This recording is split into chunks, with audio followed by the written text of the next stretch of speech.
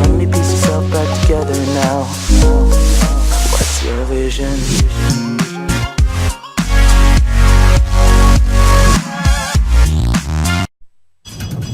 May 18th, 1980. Mount St. Helens erupts. The ground moved a little bit, and then, oh my God, the whole mountain took off. Spewing scalding rock and ash. It was coming toward us like it was being shot out of a shotgun. Unleashing deadly torrents of debris and mud. I felt him grab me, pull me up on top of a log, and he just kept screaming to hang on. And leaving behind a landscape of devastation and death. Confusion. My priorities were rearranged that day. So we watched. 15 seconds. It will never leave my mind. Tonight on Minute by Minute, the Mount St. Helens eruption. March 27th, 1980, southwestern Washington State, 6:02 a.m. The sun rises over the Cascades Range, a chain of volcanoes situated above the Pacific Fault Line. Towering over the landscape is the 9,677-foot Mount St. Helens. Known because of its beauty as the Mount Fuji of the United States, the volcano has been dormant for 123 years. Hundreds of campers, hikers, and photographers are converging on the mountain for the weekend. It's also a workday for over 300 forestry workers. Near Spirit Lake, less than 5 miles from the summit, U.S. Forest Service Supervisor Kathy Anderson and her tree planting crew hear what sounds like a small explosion. What was common around there, because of the private timberlands in that area, were road building and other activities, so we kind of assumed that that had been just stump blasting or something. But in fact, Mount St. Helens has awakened from its long slumber with a small eruption of steam and ash, opening a 250-foot wide crater in the summit. Within minutes, word reaches the Menlo Park, California office of the U.S. Geological Survey, or USGS. On hand that afternoon is geologist Don Swanson. We quickly packed our bags and jumped on the first flight up to Portland. Despite the eruption, logging companies in the area keep working. The Weyerhaeuser Corporation grows and harvests trees for building materials and paper on over 68,000 acres of land on Mount St. Helens. The day after the initial eruption, the company dispatches helicopter pilot Jess Hagerman to fly over the volcano. Right on the very top, the whole top, there was a little bitty crater, and there were these big cracks running horizontal around the mountain. USGS scientists install more monitoring equipment at their main observation post, known as Coldwater 1. The eruption has been a minor one, but they see it as a precursor of a larger and potentially deadly event. One of them, a 30-year-old volcanologist named David Johnston, voices his fears to a network news crew. It's probably heating up very quickly, and it was probably pretty good evidence that an eruption may be likely. The U.S. Forest Service puts up roadblocks closing the top of the mountain. 40 residents who live nearest the summit are evacuated. Underground tremors make the eruption of Mount St. Helens seem imminent. The governor of Washington declares a state of emergency. Because rapid evacuation might be necessary, tourists and sightseers are urged to stay out of the area. But the warnings have the opposite effect, and tourists pour in from around the country. Souvenir vendors hawk T-shirts and bottles of genuine volcanic ash. Some volcano enthusiasts try to get as close to the summit as possible. One of them is Robert Rogers, a 29-year-old radio technician with a passion for mountain climbing. He makes a game out of outwitting the sheriff's department. I would drive up and go, "Oh, is it really dangerous up there?" Oh, yes, son, it's very dangerous. "Oh, do people try to sneak in?" Yes, we saw a guy up there 2 mornings ago in a blue sleeping bag. "Oh, really? Tell me, what did you do then?" And they'd explain what they did to try to catch me. Because I was the guy in the blue sleeping bag. For geologists, however, watching the mountain is no sport. You just didn't have time to do anything but eat and sleep and work. Clear weather brings out a record-breaking number of tourists and television crews. News choppers airlift reporters to the summit, ignoring the danger warnings. They are rewarded with 18 small bursts of steam and ash throughout the day.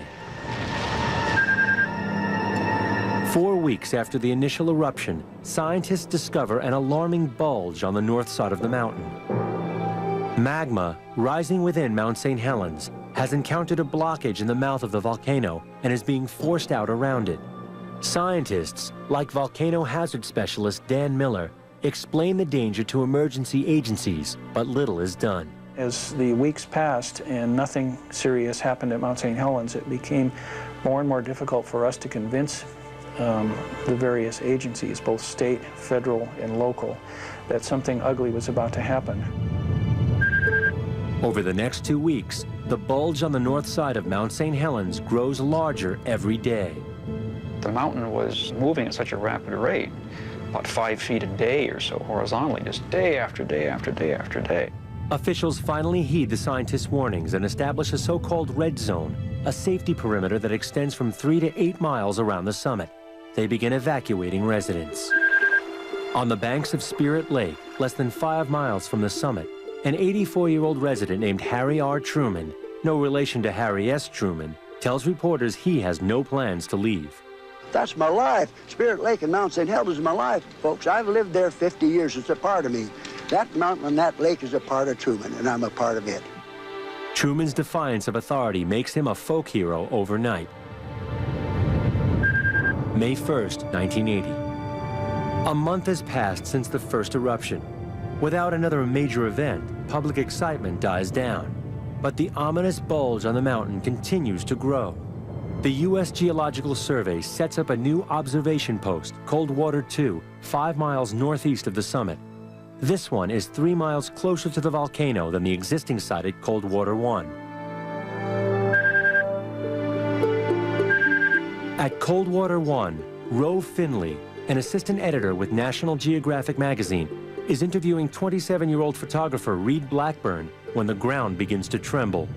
I looked at Reed without saying anything, but with concern, and he said, earthquake, I think it's about a 4.5. The earthquake is just one of many that occur each day on the volcano, but any one of them could trigger an eruption. Blackburn, on assignment with the Vancouver Columbian newspaper, is ready if the mountain erupts. He is positioned where he can trigger 2 remote control cameras placed 1 mile from the summit. A graduate student manning Coldwater 2 must leave for the weekend. Geologist Don Swanson and his colleague David Johnston agree to take turns filling in for him. Dave said, okay, I'll do it for Saturday night if you can come up on Sunday and replace me. May 17th, 1980, 8 a.m. It's been more than a month and a half since the first eruption. Despite the fears of USGS scientists, many of the residents evacuated from the red zone are convinced that the crisis has passed. They gather at the roadblock nearest Spirit Lake. Tempers flare as they try to return to their homes. We're paying taxes and we'd like to use our property. I'm not afraid. Governor Dixie Lee Ray relents and gives them permission to visit their homes today and again on Sunday. Everyone had to sign waivers, releasing the county from any blame for what might happen to them while they were inside the red zone checking out their property. The beautiful day brings a number of campers out into the Washington woods. At Jericho Hole on the Toutle River, 25 miles west of Mount St. Helens, high school sweethearts Venus Durgan and Roald Reeton parked their car by a favorite fishing spot. There were no other people around us at all, so we just listened to the radio and sat up. Roald has hidden a bottle of champagne deep in their cooler, a surprise treat for Sunday night.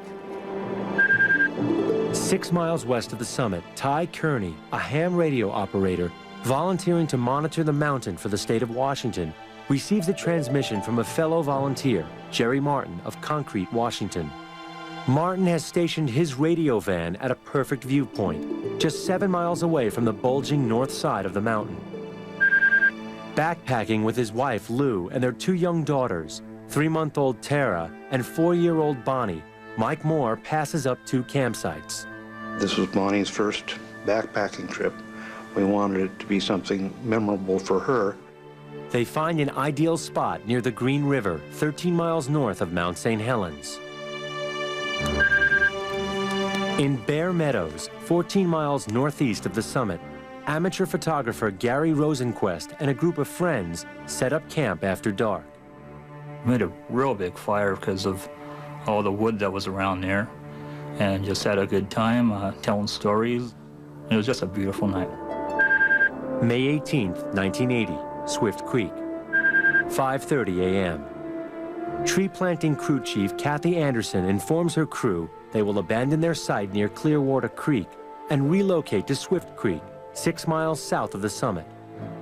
I'm still not certain what caused me to have that thought. It was out of the norm for us to stop working in one area and go to another when we weren't finished. One member of her crew, Cran Kilpatrick, is surprised by her decision.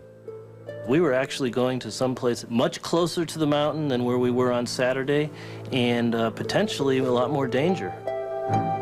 As the sun rises over Mount St. Helens, Jim Skamanke and a 3-man thinning crew begin cutting saplings 13 miles from the summit. 100 miles away, at the airport in Yakima, Washington, a Cessna 182 takes off on a reconnaissance flight over the volcano. On board is geologist Dorothy Stoffel. It was my first time to fly in a small plane, and I was a little anxious about it, kind of unsettled, and really not knowing what to expect. At the USGS office in Vancouver, 40 miles from Mount St. Helens summit, geologist Don Swanson is waiting for colleagues to arrive. People were going to bring me supplies that I could take up to live from when I was up at Coldwater 2. Volcano hazard specialist Dan Miller starts out on the 2-hour drive to Coldwater 2. He's bringing supplies and parts for the 2 time-lapse cameras. I drove over to the battery shed and picked up all of the batteries that I had on the charger overnight. Nearly 8 miles west of the summit, Robert Rogers and his friend Francisco Valenzuela arrive at the Sheep Creek Overlook. They have just finished another illegal climb. They park near ham radio operator Ty Kearney. He looks up and says, "Well, where were you boys this morning?" We made up some story of driving around. We didn't want to tell him we'd gone into the red zone. 8:30 a.m. Just above the summit, geologist Dorothy Stoffel is taking photos of the volcano. We were flying directly over the South Crater Wall, about 500 feet. And as we went over the mountain, I took pictures of Harry Truman's Lodge. Lou Moore is making breakfast at her family's Green River campsite. Tara had been brought out of the tent and sat next to where Lou was working. Bonnie was wandering around. I was wandering around. I was hanging out down in the room with the seismographs. We dropped John off at his unit and his crew, and they started to plant their trees. I was heading up Interstate 5. We made a decision, we'll make one last pass. 1 mile beneath Mount St. Helens, an earthquake measuring 5.1 on the Richter scale shakes the mountain, setting in motion a terrifying chain reaction. Mount St. Helens erupts with an explosive fury, next on Minute by Minute.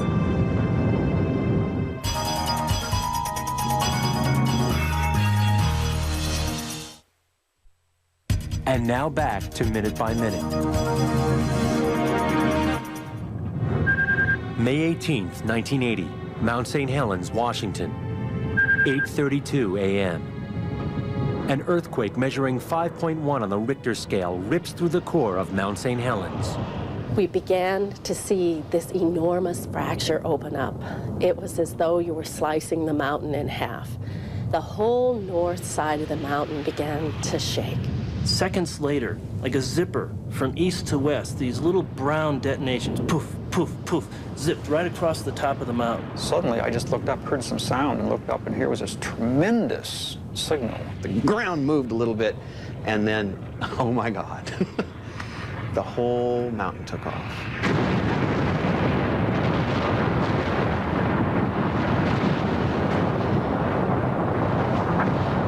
25 seconds after the earthquake hits, a huge explosion bursts out from the north face of Mount St. Helens. Superheated gas shoots rock and ash more than 12 miles into the air. Dorothy Stoffel's plane is dodging deadly jets of hot gas and ash. Her pilot thinks fast. He's diving the plane to try to gain speed, to outrun the blast, and watching the ground coming up from below and thinking he's going to nose this plane right into the ground. On a ridge less than 8 miles from the explosion, Robert Rogers runs to grab his camera. I get back to the car, whip open the door, drop a roll of unexposed film, and start shooting really fast. Click, click, click, jam. I got 6 shots, and my camera jammed. In Bear Meadows, 14 miles to the northeast, amateur photographer Gary Rosenquist grabs his camera and snaps 23 photos in just 30 seconds. I couldn't concentrate on a viewfinder, so I started taking photographs again, and I kept taking photographs till I ran out of film. David Johnston, who is at Observation Base Coldwater 2, less than 6 miles from the blast, radios in to the USGS office in Vancouver, Washington. He gets out one short statement, "Vancouver, Vancouver, this is it," before the radio goes dead. All the while, ham radio operator Jerry Martin is broadcasting from a ridge 2 miles farther north. Now we got a big slide coming off the west slope. Now we got a whole great big eruption out of the crater. And we got another that opened up on the west side. Martin watches in horror as the USGS observation post at Coldwater 2 is swept up in the enormous slide. The whole northwest section and north section blown up. It's coming up over the ridge towards me. I'm going to back out of here. Jerry Martin signs off. He is never heard from again. 8:33 a.m. 2 more huge blasts of gas and rock shoot out as the northwest side of the mountain crumbles. The eruption covers a 230 square mile area and dumps 200 feet of rubble into Spirit Lake and onto Harry R. Truman, killing him. Above the mountain, Dorothy Stoffel's plane banks south and pulls away from the blast. Dorothy looks back to see the top of the mountain torn open by a force 500 times greater than the atomic bomb at Hiroshima. We saw this huge blast cloud lift up. And as it lifted up, there was lightning, tremendous lightning bolts going tens of thousands of feet high. At the Coldwater 1 camp, 8 miles from the summit, photographer Reed Blackburn jumps into his car and guns it, desperately trying to outrun the cloud of ash. It's too late. In seconds, his car is engulfed. Blackburn is suffocated in 4 feet of scalding ash. The wind is so powerful that it uproots 100-foot trees as far as 19 miles away. 8 miles from the summit, Francisco Valenzuela and Robert Rogers jump into their vehicles and screech away. Our clothing was like in a gale, just blowing. It was like a freight train with 10,000 square wheels just going by. It was the loudest noise I'd ever heard. 6 miles south of the summit, near Swift Creek, Cran Kilpatrick's Forest Service crew is running for their lives. Kilpatrick and Kathy Anderson are waiting in their truck at the top of the ridge, ready to lead the evacuation. They can only hope to get their team out before the cloud of burning ash and steam envelops them. You could see these things periodically shoot down the south slope. They were coming straight at us. If we had been a half a mile closer, we would have been torched. What Kilpatrick and his colleagues don't yet realize is that if they had stuck with their original plans to work on the north side of the mountain, they would all be dead. Still, the crew is far from safe. Laden with tools, they are slow to climb the steep slope to their vehicles. Kathy calls on her radio, "Dump all the equipment, let's get out of here." Minutes later, everyone reaches their trucks and drives to a rendezvous site where they wait for word on the safe evacuation route from a spotter plane. You could just see the debris going overhead, and we had lightning around us. USGS geologist Dan Miller is on Interstate 5, 15 miles southwest of the mountain. He's on his way to meet David Johnston at Coldwater 2 when he sees the eruption column. I realized immediately that this was really a huge and very serious eruption. I quickly crossed over the median on Interstate 5 and I went racing back into Vancouver. 13 miles north of the summit, Mike and Lou Moore and their daughters, 3-month-old Tara and 4-year-old Bonnie, look up to see a tremendous cloud towering over the trees. Mike grabs his camera. The more pictures I took, the more apprehensive I got because the blast was not going up, it was coming toward us like it was being shot out of a shotgun. The ash, hot enough to burn skin on contact, is surging down the mountain at a rate of up to 300 miles an hour. 11 miles southwest of the summit, Robert Rogers is in his car, following Ty Kearney's van down a winding mountain road. The group is trying to outrun the cloud, but in the ever-thickening haze, Rogers loses sight of the van. Kearney goes on to safety, but Rogers and Valenzuela are stuck in the swirling ash. The second time we passed this gigantic Caterpillar tractor in the dark, we knew we were lost. High above them, Dorothy Stoffel is in a small airplane, hoping to put some distance between herself and the mountain. We began to see this huge grouping of aircraft rushing towards the mountain, and we thought, you know, just like the media, you know, they're going to get there as fast as they can while we're trying to leave. Stoffel lands 40 miles away in Portland. 13 miles north of the summit, the Moore family is hit by a shock wave. We felt a squeezing of our bodies, a very tight squeezing. And Lou said that this didn't happen to her, but my ears popped repeatedly, just pop, pop, pop, pop, pop, pop, pop, pop, pop. 40 miles away in Vancouver, the phone rings in National Geographic editor Ro Finley's hotel room. It was Ralph Perry, one of our contract photographers. He said, "Ro, if you'll step out the door of your motel and look to the northeast, you can see Mount St. Helens filling the sky." At his home in Kelso, Washington, Ray Pleasant, a helicopter base manager for the Weyerhaeuser Corporation, is still in bed when he hears a knock at the door.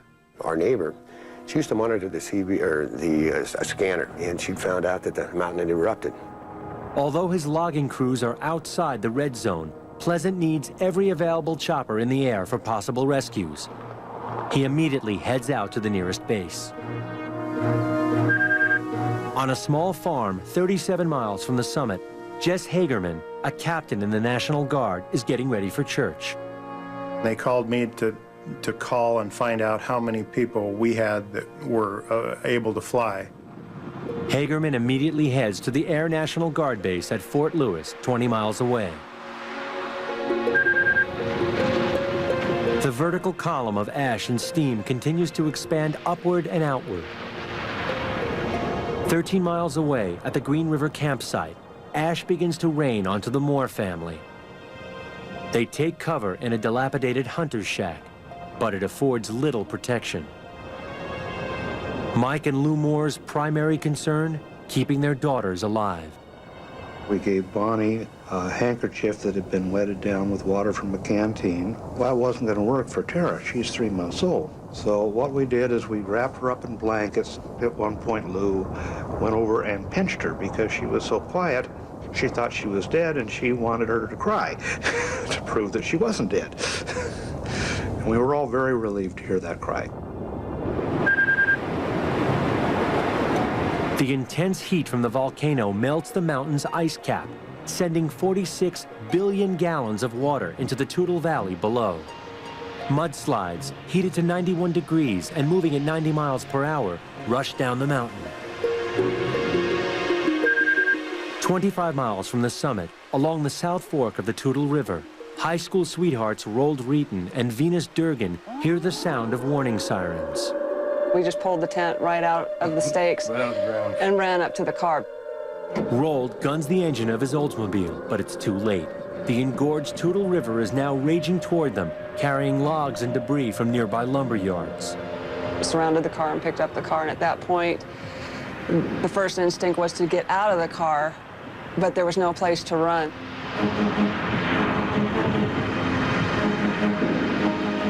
Their car is engulfed by the flood. They jump from the vehicle into the swirling mass. I was lucky enough to land on a large log, and Venus went right in between the one I landed on and another one, and was gone, just instantly gone. It's like, I thought she was dead. The couple and hundreds of others on the mountain fight to survive. Next on A&E.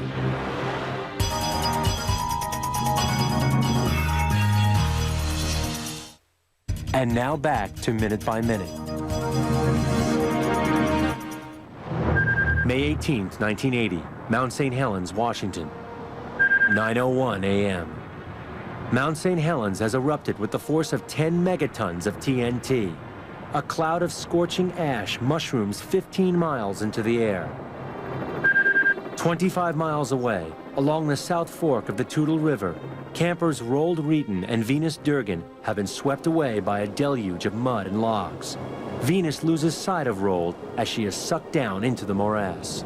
I could hear him screaming in terror. I kept my hands and head above water, and at one point, 2 logs started pinching my wrist. I thought I was going to lose my arm or my hand. The pain was excruciating, and at that point, I thought it was over. Roald, clinging desperately to a log, sees Venus's hand reaching out between 2 massive timbers.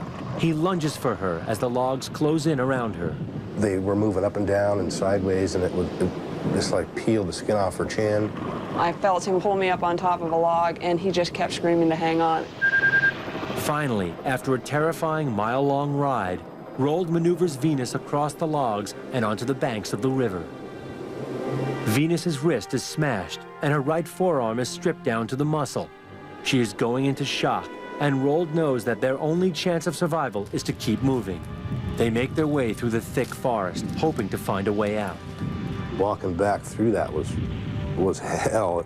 I heard a number of helicopters overhead, so at that point I wanted to get out of that heavy stand of trees we were at and be found. 9 miles from the summit, tree planters Cran Kilpatrick and Kathy Anderson have been waiting for 30 minutes with a convoy of Forest Service trucks. They're hoping a spotter plane will arrive soon to scout a safe route off the mountain. They are in constant danger of being engulfed by burning ash.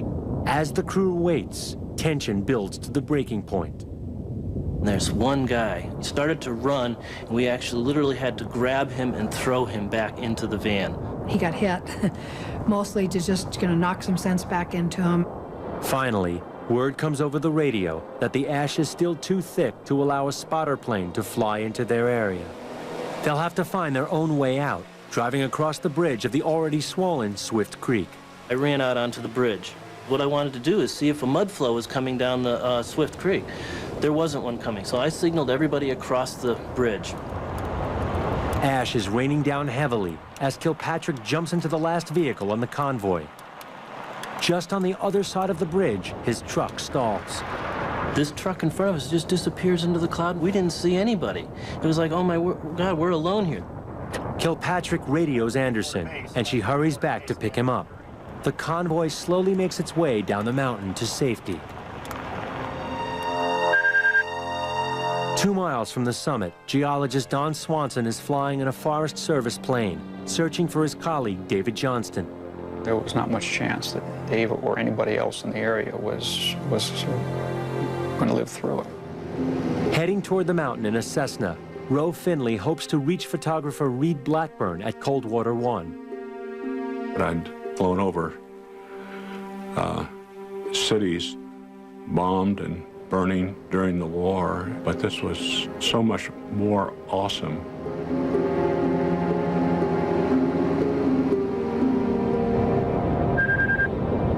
The wind shifts, and the ash cloud heads east, a welcome sight to the Moore family, who are hiding out in an old shack 13 miles to the north of the volcano. I decided it was time to go out and see what I could see outside.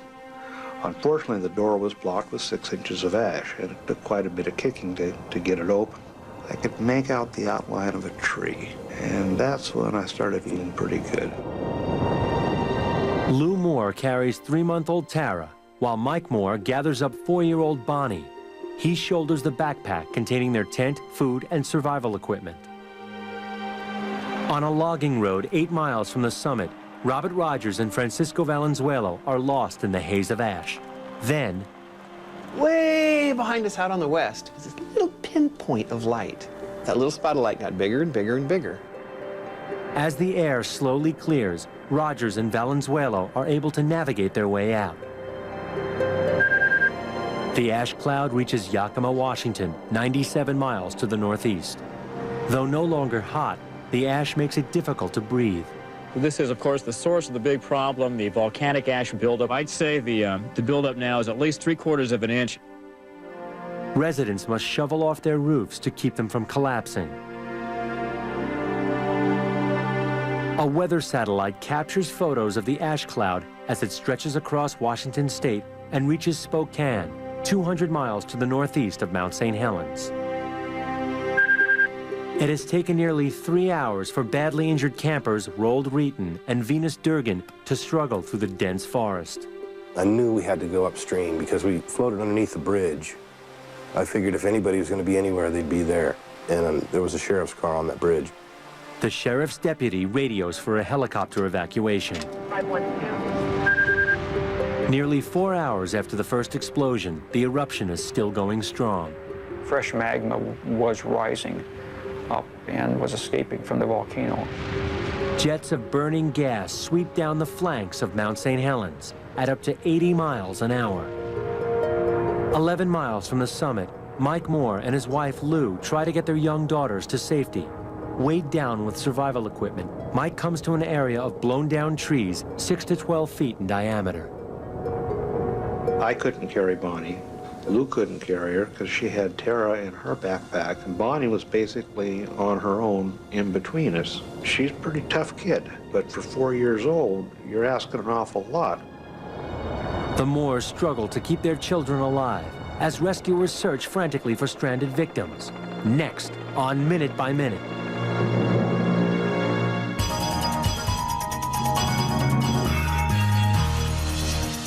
Now back to Minute by Minute. May 18th, 1980, Mount St. Helens, Washington. 12 p.m. The mountain has now been erupting for 3.5 hours, sending a total of 490 tons of ash hurtling over an area nearly the size of West Virginia. Emergency services estimate at least 3 people are missing and 7 are confirmed dead. Area hospitals filled with injured suffering from ash inhalation and burns. Rescue teams searching for survivors find they can't recognize a single landmark. Where's Spirit Lake? Is that it over there? I can't believe I camped up in this area. The rescue operation is a dangerous one. The crews are getting tired. The machinery needs to be carefully maintained. Chopper pilot Ray Pleasant and his crew respond to an emergency call near the Toutle River. When they arrive, they find Roald Reeton and his badly injured girlfriend, Venus Durgan. The crew jumps out and loads Venus in. Pilot Ray Pleasant pulls back on the controls and heads out of danger. I was able to look back. I just saw this brown body, tiny little brown body in the back with the big eyes looking at me, and just scared. A second helicopter airlifts Reeton out. The choppers fly across the river to the town of Toutle, where a medevac unit has been set up at a school. 14 miles from the summit, the ash is so thick it is almost impossible to see the ground. National Guard chopper pilot Jess Hagerman flies his OH-58 back and forth over the terrain, searching for Jim Skamanke and his forestry crew. All of a sudden we look down and we see some kind of a car or a truck down there. And so we swung around. One thing that you could see were footprints in the ash. So then you know that you've probably got some survivors. The footprints diverge, indicating the 4 men split into 2 parties. Hagerman banks his copter and follows one set until he locates 2 of the missing men. One of the people would stand up and wave his arms, and then, you know, he'd kind of fall back down, and the other fellow never really did get up off the ground. Hagerman's crew chief, Randy Fonts, volunteers to go down after the 2 men, even though he has no idea what awaits him. This stuff could have been 150 degrees Fahrenheit. We didn't have a clue. But, so anyway, he gets out of the helicopter, gets on the skid, and jumps into this stuff. The ash has cooled considerably, but it was scalding when it blasted over the stranded men. One of the foresters, Jim Skamanke, is burned over nearly half his body. His co-worker is sprawled on the ground near him, barely able to breathe. Hagerman lands the helicopter and hurries through 8 inches of talcum powder fine ash to help his crew chief evacuate the badly burned men. When you touch their clothes, it was like if you scorch your clothes with an iron and you just pull it like that and it just shreds apart. The 2 men are taken to nearby Longview Hospital, where they are treated for 2nd and 3rd degree burns and ash inhalation. An Air National Guard helicopter finds the 3rd member of the crew sitting atop a tree in the middle of a mudflow. He is rushed to the hospital, but the leader of the crew is still missing. Venus Durgan is at Longview Hospital receiving medical attention. Her wounds are filled with ash.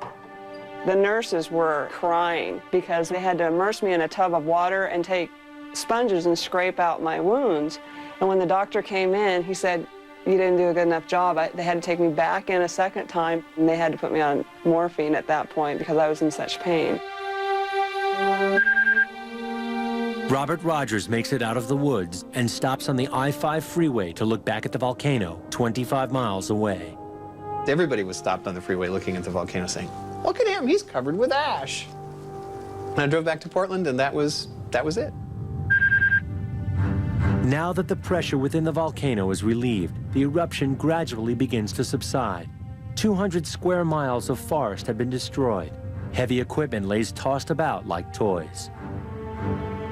9.5 hours after the eruption, Venus Durgan's boyfriend, Roald Reeton, is released from Longview Hospital into his parents' care.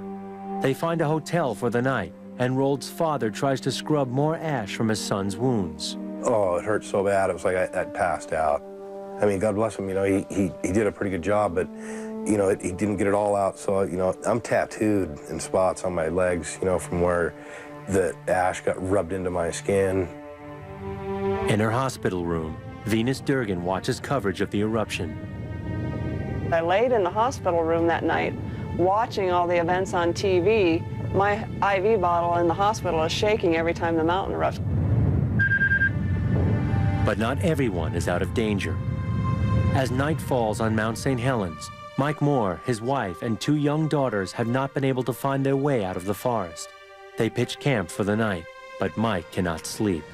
We could hear the volcano exploding and crackling, kind of like a witch's cauldron. They will have to wait for sunrise and hope for rescue. That's next on A&E. Where were you when Mount St. Helens erupted? Tell us at ANE.com. And now back to Minute by Minute. May 19th, 1980, 5:55 a.m. On the morning after the eruption of Mount St. Helens, National Guard helicopter pilot Jess Hagerman takes to the sky to continue the rescue effort. I really didn't have a clue where I was. You couldn't see more than 1/8 of a mile, sometimes less. When the ash does part, it reveals fallen trees stretching as far as the eye can see. Despite the devastation, rescuers still hope to find survivors. But as time goes by, they find themselves placing more and more red flags to mark the dead. One family on the mountain has survived the eruption. Mike Moore, his wife Lou, and their 2 children have spent 26 hours in the forest near Mount St. Helens, unable to make their way to safety. Suddenly, here comes a helicopter flying our direction. They're the 304 Squadron out of Portland. They put 2 paramedics on the ground. The Air Force team tries to airlift the family out. Every time the cable came down, the helicopter kicked up so much ash, nobody could see the cable. A cable rescue is impossible. The chopper will have to find a place to touch down. The Moore family and the paramedics hike to the Green River, but find no room for a landing there either. At that moment, Air National Guard chopper pilot Jess Hagerman flies over. He radios the rescue team and offers to use his smaller craft to evacuate the Moores.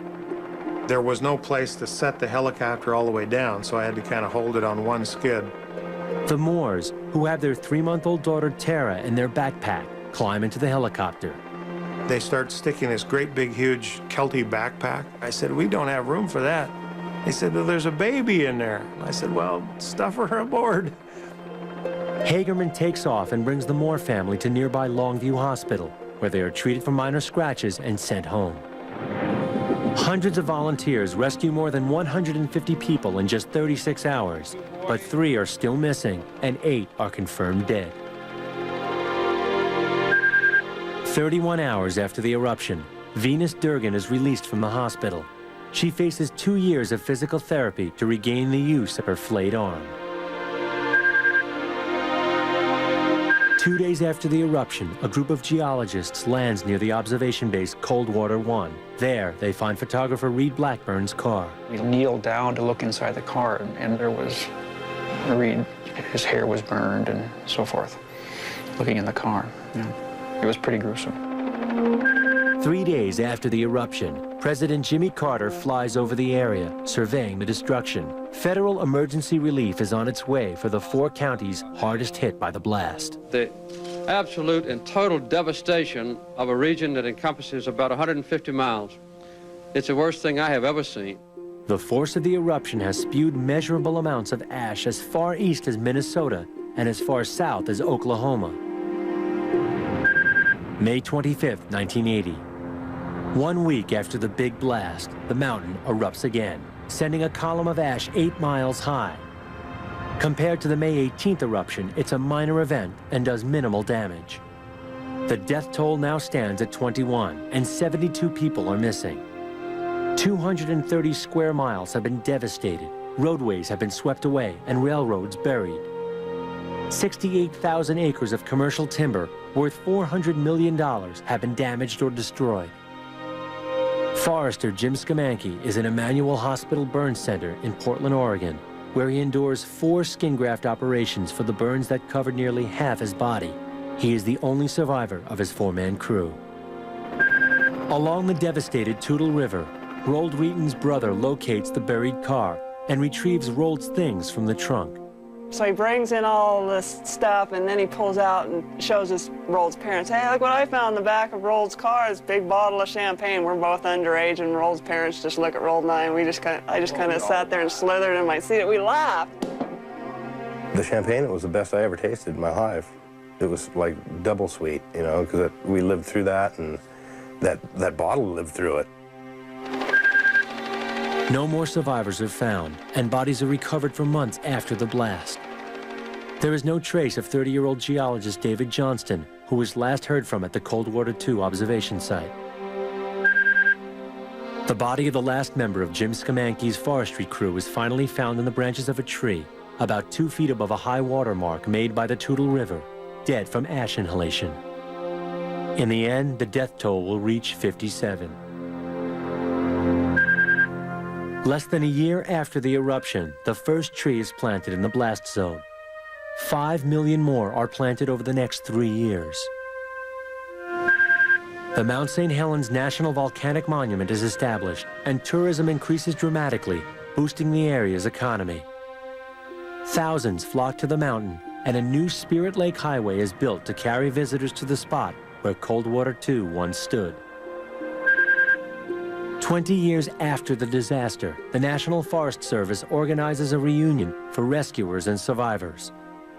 For those who attend, it is a time to remember and reflect. I was one of the lucky ones, and through that luck of not going back to where we were on Saturday, I'm here today. I don't take life for granted, nor do I take our children for granted. It's not lost on me